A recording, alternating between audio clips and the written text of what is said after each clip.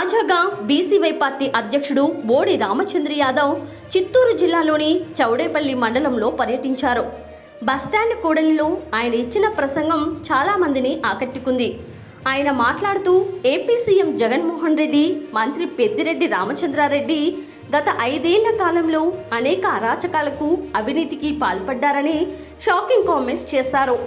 వీరి అక్రమాలను ప్రశ్నిస్తే తప్పుడు కేసులు బనాయించి కటకటాల వెనక్కి నెట్టేస్తున్నారని ఆరోపించారు.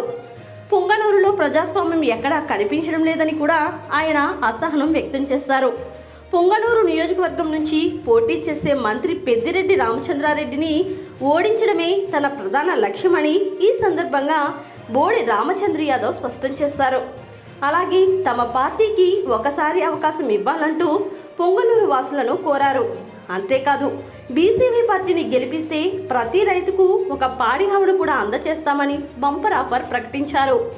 నియోజకవర్గంలోని 6 మండలాల్లో 6 డైరీ ఫామ్లను కూడా ఏర్పాటు చేస్తానని ఈ సందర్భంగా మాటిచ్చారు.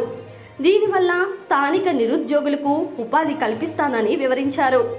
ఏపీ సీఎం జగన్ రాష్ట్రాన్ని 5 ఏళ్ల పాటు లూటీ చేశారని, ఇంకా దోచుకోవడానికి అక్కడేమీ లేకపోయినా గెలిపించాలని ఆయన ప్రజలను అడగడం చిత్రంగా ఉందని కూడా బోడి రామచంద్ర యాదవ్ వ్యాఖ్యానించారు.